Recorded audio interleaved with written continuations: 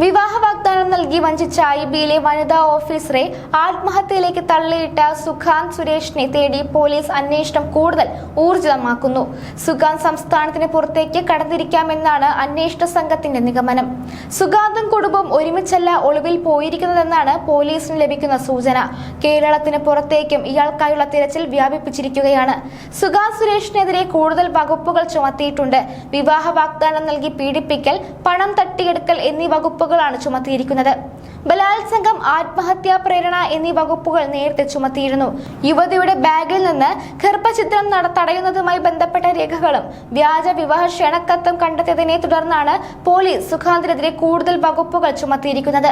അതേസമയം സുഖാന്തിന്റെ പുതിയ പെൺസുഹൃത്തും ഐബിയിലെ തന്നെ ഒരു വനിതാ ഓഫീസറാണെന്നാണ് അന്വേഷണത്തിൽ കണ്ടെത്തിയ കാര്യം. രാജസ്ഥാനിലെ പരിശീലന കാലയളവിൽ വെച്ചാണ് ട്രെയിൻ തട്ടി മരിച്ച ഐബി ഉദ്യോഗസ്ഥയുമായി സുഖാന്ത് പരിചയത്തിലാക്കുന്നത്.